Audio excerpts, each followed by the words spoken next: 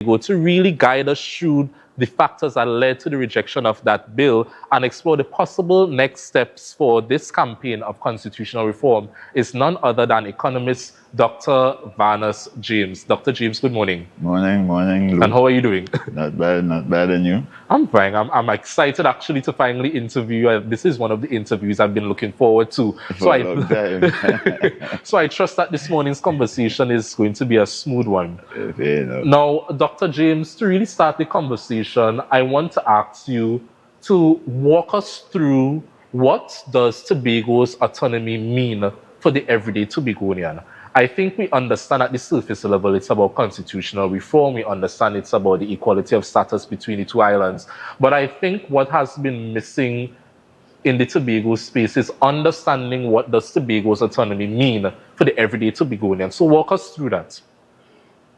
Well, I think the central concept Tobagonians ought to be working with is the ability to make laws to ring-fence the behavior of the Executive Council and guide government in Tobago to take steps that are consistent with our independent pursuit of our self-interest. Correct. What we might call self-determination in broad government and politics language.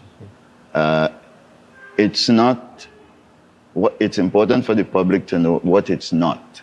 It is not about distancing Tobago from Trinidad.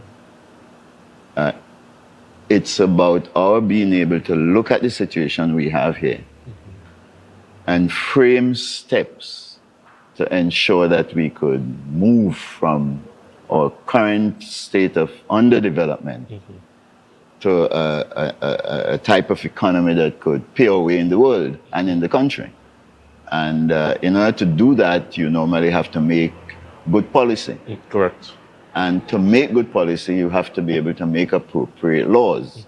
Those laws would fit into the circumstances of Tobago. They won't be national laws, but they will be effective in Tobago. And the intent behind those laws would be to set the framework within which the Executive Council could act, could shape policy, and act. You set the limits. Law doesn't tell you what to do, but it tells you within what limits you have to operate.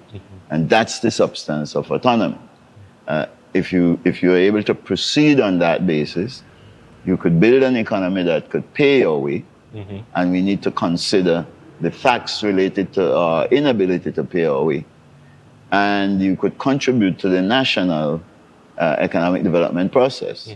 So I think that's the heart of the story of autonomy. And that's a problem that has existed in Tobago for 126 years. Wow. Since 1898. And I want to thank you for highlighting that it's not about separating from Trinidad. Absolutely. And I think when you listen to people in this space speak about Tobago's autonomy, especially perceptions our Trinidad counterparts have about the autonomy bill, it's always, all I want to separate from Trinidad. It's always, they want to just break away from Trinidad, when in reality it's not about that.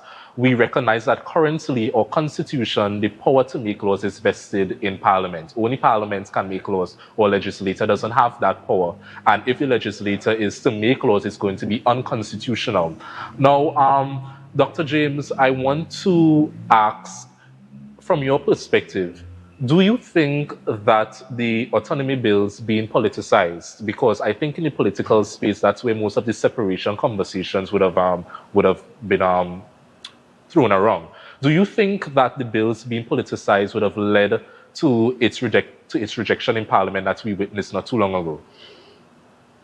Well, in a sense, yeah, but it's valid politicization. I mean, it's important for the people of Tobago to know that the UNC was entirely correct to reject these bills.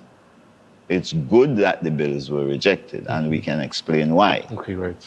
But you don't shape public policy without politics. I mean, you're talking about a system in which we are all entitled to weigh in, debate the issues, debate it in the Parliament, debate it in the public place, and influence the process by which decisions are made. And there is no way you do that without politics.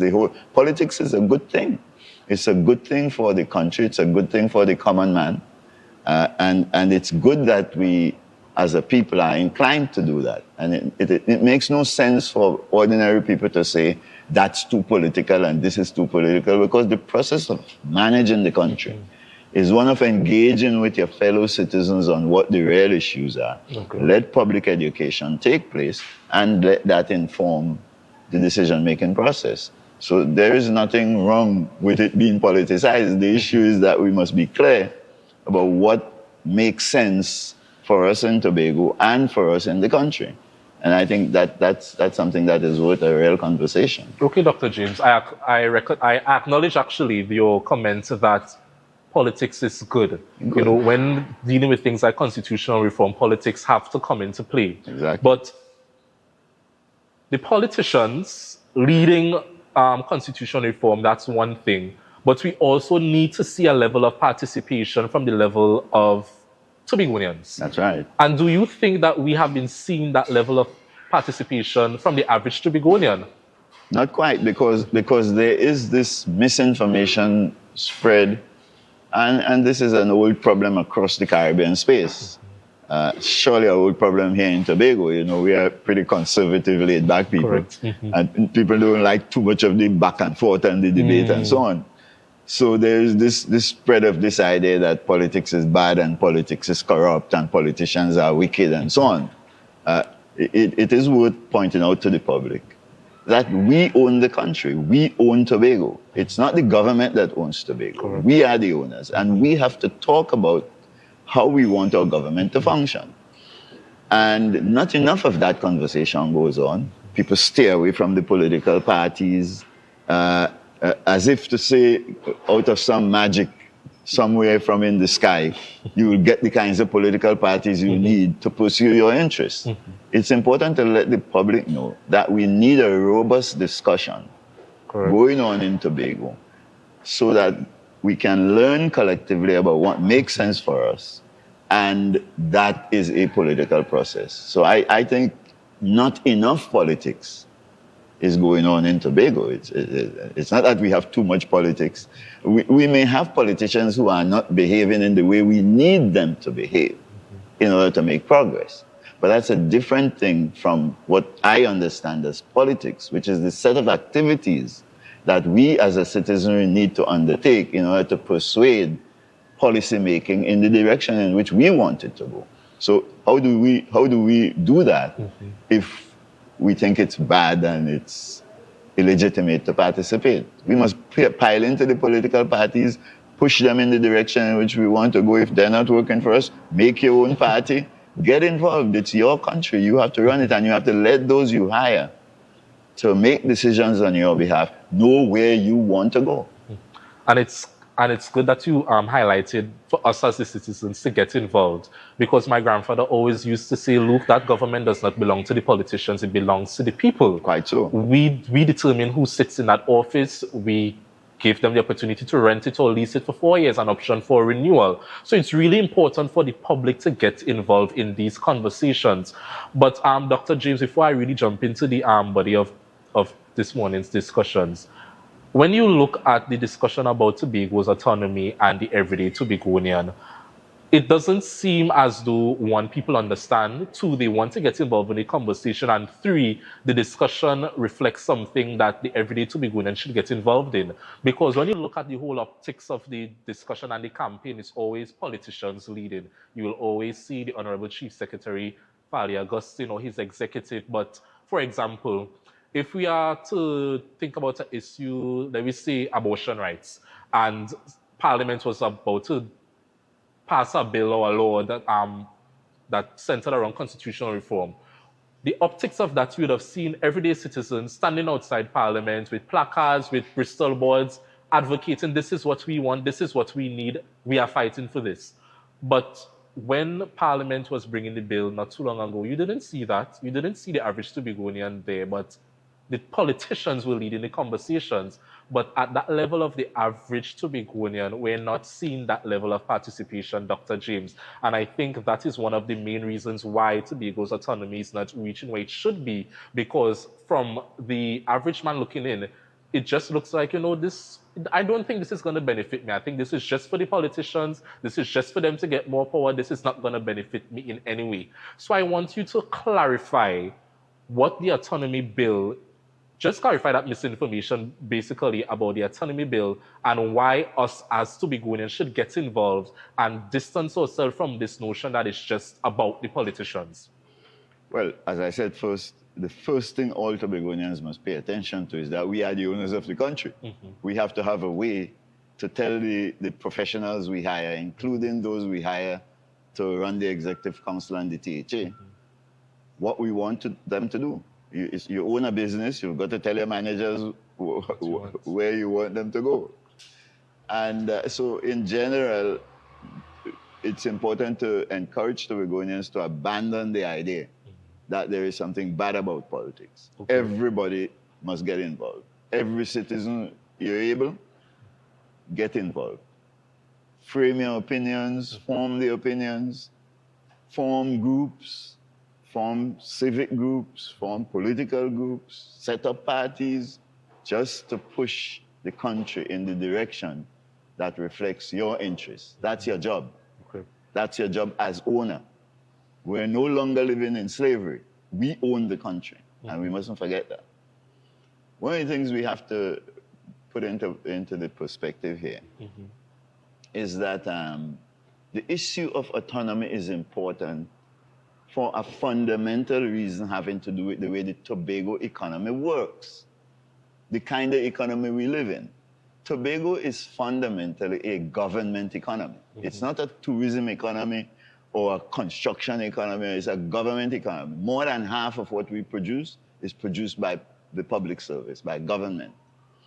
And nearly 3/4 of those who are employed in Tobago are employed by government.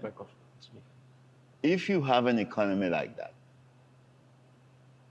and I'm a practicing economist to this day, I can tell the society that if you have an economy designed like that, you can't make any progress unless you reform the government to deliver high productivity. Tobago's economy is run in a way that government's productivity is about 70-80% of the private sector's productivity. And the private sector in Tobago is a tiny thing, 26%. It's a tiny, very modest low productivity operation. And government is worse than that. If you want to develop Tobago, you have to raise productivity in government because it's the biggest thing you have. To raise productivity in government, you've got to be able to end this welfare structure we are running. Almost everybody employed in the THA is on welfare. Productivity is so low. They're really not earning their keep. They're relying on transfers from Port of Spain to pay their way. They're not forced to produce high productivity output and sell it to the world in order to make a living, in order to contribute to the country. This is a basket case we've been running here since 1884. And if we want to deal with that, if we want to, and let me just give you another piece of data. Somewhere between 2000 and 2012, we began the process, let me say 1997. Okay. We began the process of improving productivity in Tobago. And we got it up a little bit after we won the money in the Dispute Resolution Commission to fund things. And then between then, 2012, and 2020, productivity kept declining steadily. In 2021, when we removed the PNM, after that debacle of 8 years of decline, productivity began to rise in 2021, before we moved the PNM. after COVID increased, and we produced somewhere near 16, 17, $1.7 billion worth of output. In the 2 years since then, in 2022, 2023, we don't have data for 2024, productivity has declined steadily in Tobago again. So we're not going anywhere getting out of the 126 years mess. Thank you. Tobagonians need to confront that fact, because it is for that reason that our economy could only finance 15% today of the budget spent by the THA and central government in Tobago. 15%. Now, what kind of self-respecting people could be running an operation like that? So we know we have to do something about it.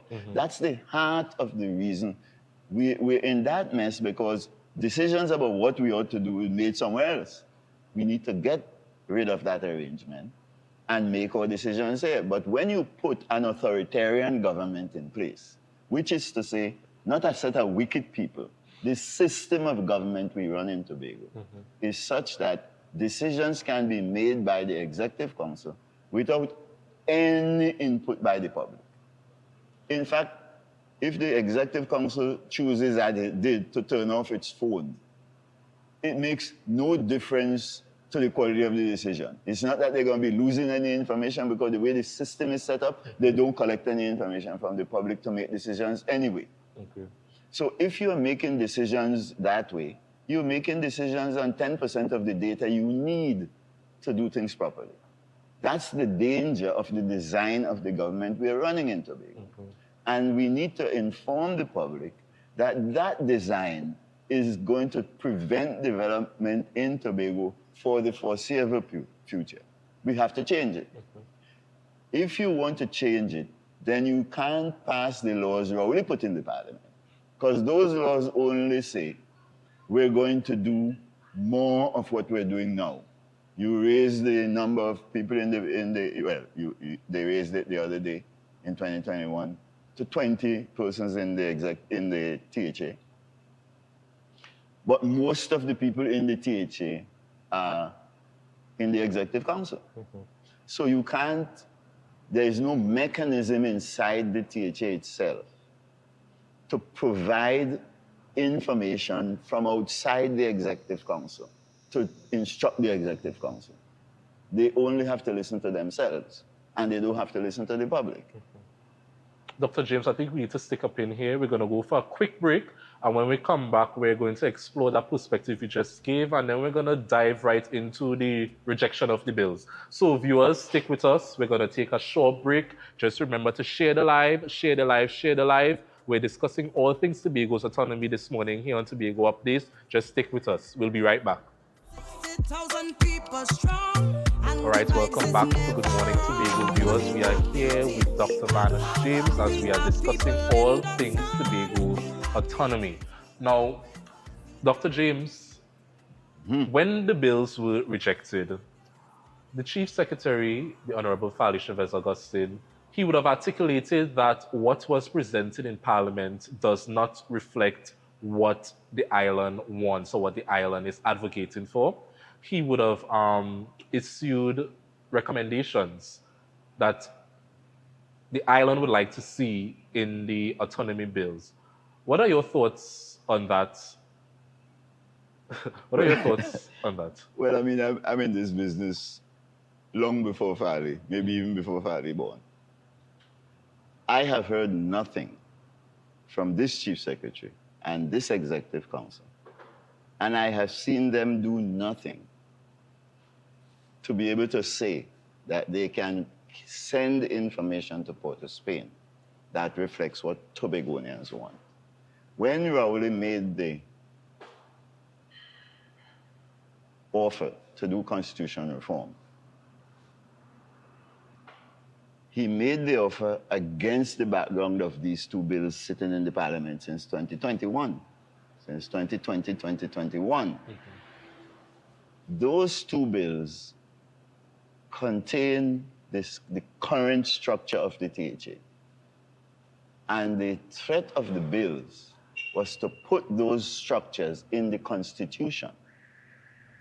If you put those structures in the Constitution, the kind of changes we need to make to our government in Tobago to allow us to build a viable economy here, we in Tobago would lose the ability to make any of them. Under the current bills, under the current law, THA Act, today, we could take a lot of the steps that need to be taken.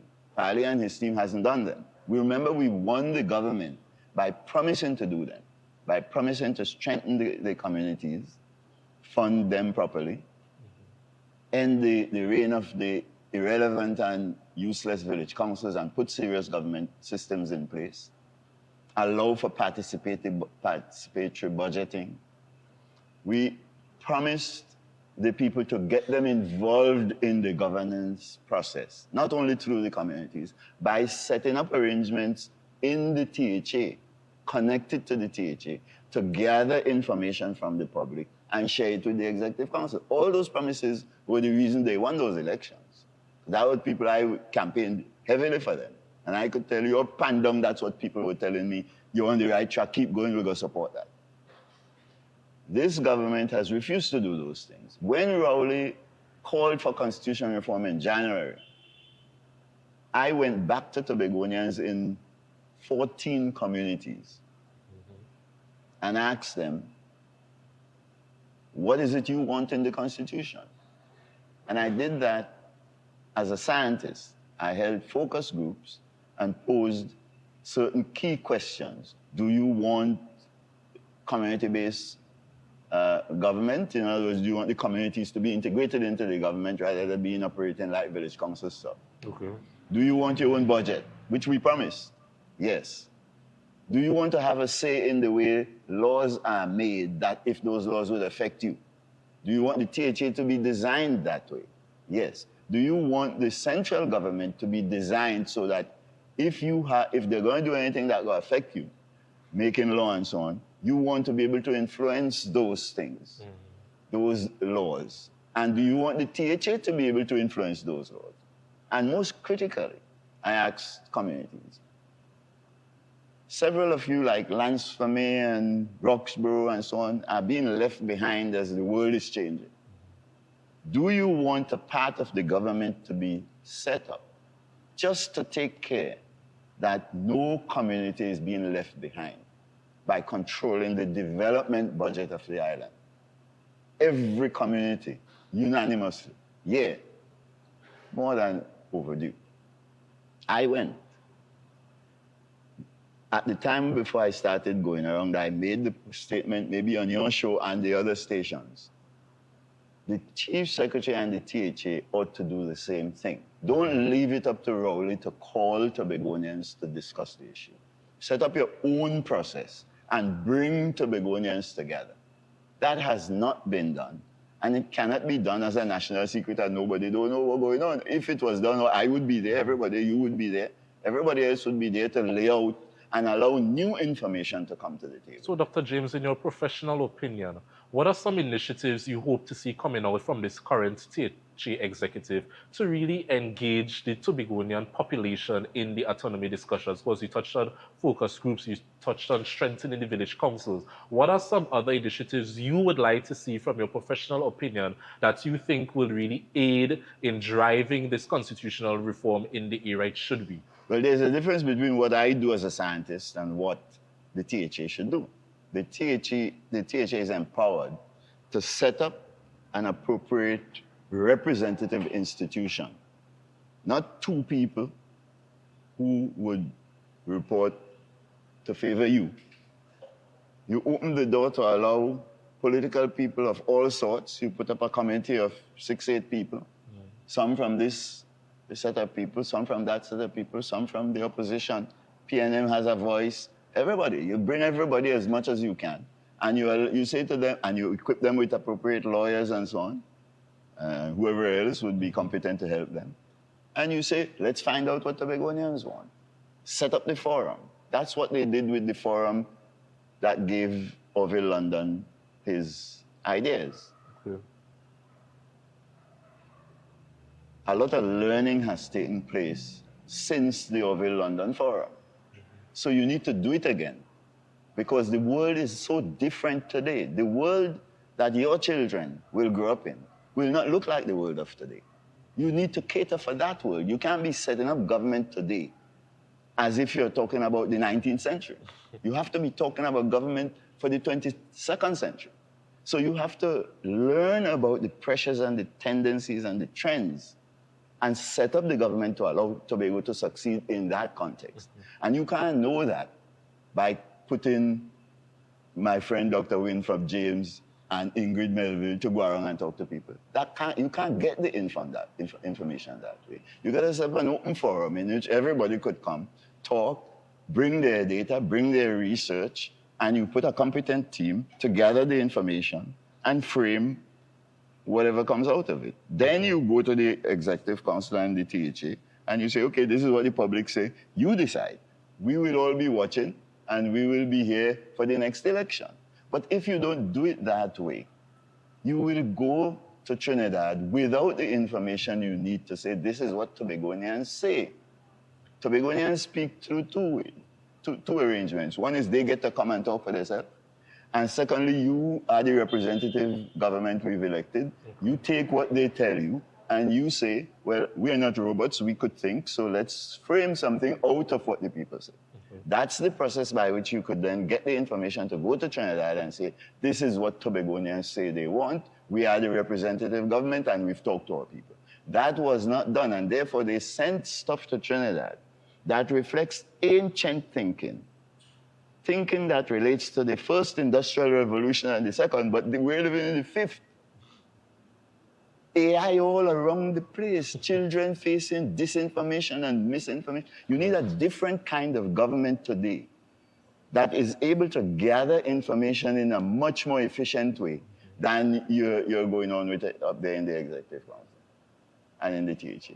So that's the process you have to put in place. And if you did that, you would then be able to legitimately say, so I've been looking out to get a fix on what exactly Farley and his team are proposing. I have seen nothing that makes sense of the issue I'm raising. If you put this design of government into the Constitution, you lock Tobago into 1,000 years of no development. And therefore, we need to hear from Tobagonians, just the way I have gone around as a scientist, that's one way.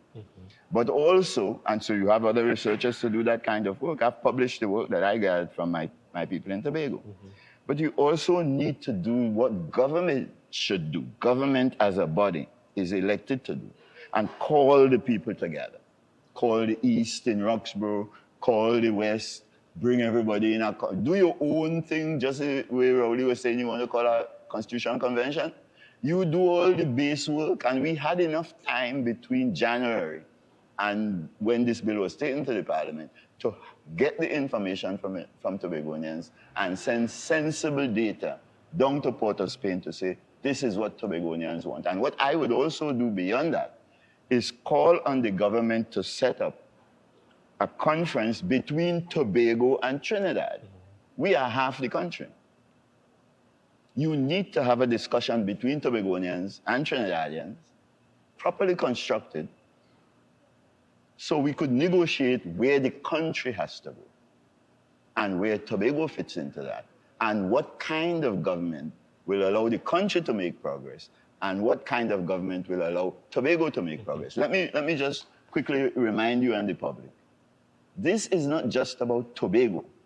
This is about the country we are part of. Either we're going to secede or we're going to lay out for Trinidadians to understand where the country has to go in the light of our experience from Tobago here. That's our responsibility. And so what we ought to have done is to gather the data and say, we've done the work. This is how Trinidad and Tobago will develop. We've done all the modeling and all of that kind of work. We know the answer to that. Trinidadians don't have to worry about it. But as an economist from Tobago, I have built the national model in a way that will allow the country to know where we ought to go. So we have that information. Okay, what kind of government will take us there? Now you could lay out from the discussion with your people the type of government, and you send that down for the nation. And then you say, in the context of this, this is where Tobago ought to go. This is not what Farley and his team has done. This is what they should have done. So they don't have any more excuse than Rowley for this debacle that we have here, which is a situation in which we are running an authoritarian government in Tobago. We're running an authoritarian government in Trinidad. They can't diversify the economy down there as a result, and we not making any progress. We're remaining continually dependent over here. This can't work. So what you have is negligence on the part of the THA and negligence on the part of Rowley and the cabinet. Dr. James, you're really enhancing our perspective on this whole situation. And I really noted when you highlighted that it's really important for us to be speaking with one voice, for us to be speaking with a united voice, because that's what constitutional reform is all about. Especially any advocacy campaign, step one, step two, you have to have that support group. And we can't achieve Tobago's autonomy if everybody is speaking with one different voice. We need to speak with that one unified voice. That's and I correct. also noted how you touched on, creating a governance that addresses the current and the future and is not dwelling in the past. So we're going to take a short break, but hopefully when we come back, I want to touch on that oil and gas dispute. And I also would like to touch on the Chief Secretary's declaration to take this dispute to the United Nations. I think that's an interesting strategy that we need to explore. So viewers, we're going to take a quick break. Stick with us. Remember to share the live, share the live, share the live. We'll be right back.